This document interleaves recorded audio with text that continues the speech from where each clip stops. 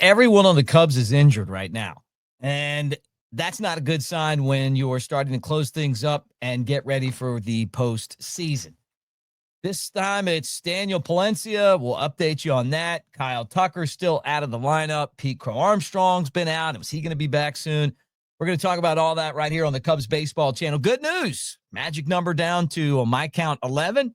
The Cubs still have the fourth best record in baseball. That's pretty cool. So we'll talk about all that right here on the show. Like, subscribe, thumbs up. Let's get the party started. Great to see you guys today. Go Cubs.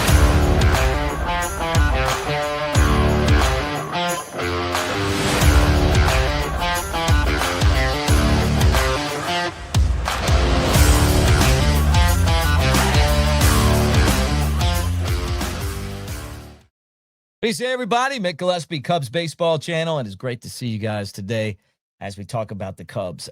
Sunday was disappointing. I mean, another one of these games where they left a lot of runs out on the field, but they had enough. Palencia comes in and just didn't have it. And we're going to talk about him in a second. Well, let's talk about him right now. Ended up giving up 5 runs, didn't get an out. Cubs lose the game. The last pitch looked horrible. You wonder how injured he is. And they're saying that he's got tightness in his posterior right shoulder, right? Craig Counsell said, well, we're going to wait and see, let it calm down a little bit. Not a good sign. And if he goes out, who takes that spot? And to me, it's you can't give up, right? I mean, you can't just give up wins. You got to keep doing the things you're doing, but the timing of this is awful. Could be worse. I mean, look, it could be the start of the playoffs, but just would be nice to start getting this team healthy, and guys are getting injured. So we'll see what happens there. Palencia has not been good in his last 10 innings, right? It's been pretty rough. And the game on Sunday is one of the most disappointing losses that the Cubs have had in a while, right? He'd been so good too. And then all of a sudden, just his ERA is like, 5.23 in the month of August, and his earned run average is shooting up. And, he went from dominating to struggling and, now possibly hurt. So hopefully it's nothing major, and maybe just time will be able to let him heal up. Another guy that's injured is Kyle Tucker, and they don't put him on the IL. So you can't find anybody to replace him because he's still on the roster. He's just sitting on the bench. So I just don't understand this. I'd love to have Owen Casey in there every day right now, getting experience, giving this team a spark, and letting Kyle Tucker heal up. It's like showing up to the park every day. Hey, is your calf all right? No, it's not. Okay, well, we're just going to be without a guy. Another day, and it's the same result. Some of these injuries, like, why rush him back? Just let him get healthy and get back to being that MVP guy that the Cubs went out and and traded a lot to get. And he's been that way when he's been healthy. So he's not playing today against the Braves. Craig Counsell made it seem like maybe it's close to him being able to play. Being on the IL is, I know you got to sit out for those days, but we're getting to the point now where it's more than half of it. They just, obviously feel like he's pretty close, I guess. Now this was interesting, and I keep reading these reports about him going somewhere in the offseason, and some reports now saying that MLB Network talking about him, MLB on XM, talking about him going to the Dodgers. Can you imagine this? Like, how are the Dodgers affording this roster of players? I mean, it's like one team is just going to buy as many of the good. And I could see this happening, by the way. Put him right there in the lineup with the rest of the All-Star team. Um, does that mean they're going to win the World Series? They're the favorites. But very real team in this mix is the Dodgers. And the more smoke that you hear, the more I think likely that they're going to go out and, maybe they back end another one of these contracts where they're paying for him at years after he leaves. Who knows? Like they did with Ohtani. But at the end of the day, if are the Cubs still with the injuries that he suffered as interested in paying for him long term? And it's a good question. I mean, some of you guys get in the comment section, you're like, I don't want to take the risk. This is the second time he's been injured this season. When he's in and he's doing well, the team does well. When he's out and the team doesn't do as well. And then would this be 10 years of this? And then think about all the players that you could buy with that same money. Or maybe some of you guys feel like the Cubs wouldn't spend the money anyway. So why not just go out and sign this guy? I think the Cubs are going to make a run at him, but we'll see if they get him or not. I think the Dodgers are very likely a candidate to get Kyle Tucker. Giants were making a run. They start losing some games. Reds lost a couple games. All of a sudden, on my count, Cubs' magic number to make the playoffs is down to 11. So that means 11 wins or losses or whatever that combo is between the Giants and the Reds. They're the last two teams that actually have a shot to make the postseason.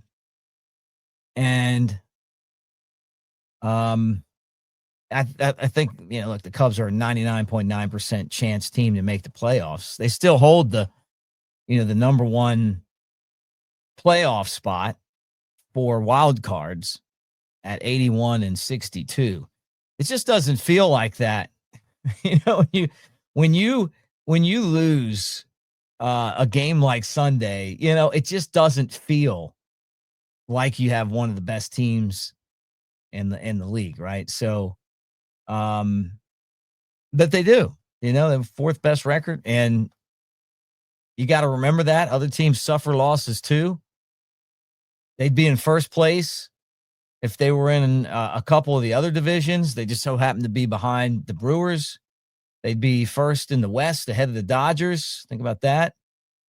They'd be first in the AL West ahead of the Astros. And, and they'd be like, I don't know, half a game behind Toronto and they'd be tied with the Tigers, right? In their division. Yeah, I think so. Or maybe a half a game behind the Tigers and a half a game behind the Blue Jays for first. But anyway, you look through the divisions. I could even throw it up on the screen, but you get the idea. The season is far from over. I said, let's say fourth best in the MLB, something like that. Like at the end of the day, all of this bad luck, we just needed to shake it out of our system. I was thinking about this too. Like other franchises have, in the course of their history, the years where they just caught fire and won the World Series, kind of like the Nationals did in 2019, the Baby Shark Nationals. The Cardinals seem to run into one every once in a while. We don't have that experience. The year that the Cubs won the World Series, 2016, they by far were the best team in the league.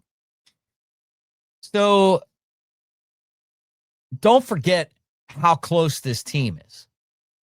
And it would be nice if something just happened to kind of jumpstart these guys, right before the playoffs start. And I think the other thing would be just get healthy before all of this starts. So, anyway, it's like these are the days where you do a show every day like I do, and you're like, man, I feel like it's been the worst thing ever. And then I like start just kind of forget about the way that game ended in Palencia's health. And I go, well, you know what? I mean, it's been a great season so far record wise. And this team's going to make the postseason and we'll see what happens. Anyway, Thank all of you guys that have joined our Avenue D. There's the QR code for it. Mick Nation. Kind of like the ring of that. I didn't name that, by the way. They did. But go on there, play interactive games. It's all free. We're giving prizes away. We're ordering swag. We're doing playoff tickets. We're just going to do some fun stuff. But we want you guys to be a part of it. Then you get to go on there and pick games, and we keep standings. It's just like the NL Central. You don't want anybody running away with it like the Brewers. So get in there and be like the wild card Cubs and be in first place. Talking about the Cubs, they'll head to Atlanta, and they'll take on the Atlanta Braves. We know that Kyle Tucker's not going to be in the lineup. It's Spencer Strider, the hard thrower, 5-12 with a 4.97 ERA against Shota Imanaga, 9-6, 3.15 ERA. And Atlanta, they're in the Battery, pretty cool ballpark, Truist Park, where the Braves play. It's a 6:15 game. And, the Cubs just off of a clean sweep of the Braves. So they'll try to do that again on the road, and then just get closer and closer and closer to the postseason. Cubs will play there for 3. Then they'll be off on Thursday. Then they'll be back home to take on the Rays. That'll be an interesting matchup there. Cubs and Rays. That'll be back at Wrigley.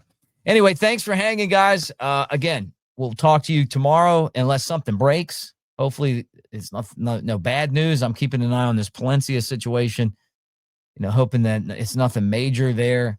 I'm hoping that Kyle Tucker's back in the lineup. And if he's not, then put him on the IL and put somebody in there that can play. That's what I think. And the last thing is I wanted to thank Naren Desai for jumping on and doing the show with me a couple of days ago. He's a really good dude and fun to talk to baseball with in the comment section. We just sit there and look at some of these Cubs lineups, and it's like they're not scoring. And then, you look at the lineups and it feels like a computer made it. What do you guys think? You think a computer made it? Anyway, all right. Like, subscribe, thumbs up. Thanks for being here, and go Cubs. When you head to the Smoky Mountains, it's only natural to visit Sevierville. Even we had to check it out. And we've been here our whole lives. Experience the adventure of a lifetime. I'm king of the world. Even you can get a bird's eye view of the Smokies. You're going down, Billy. Whoa. Your Smokies start here.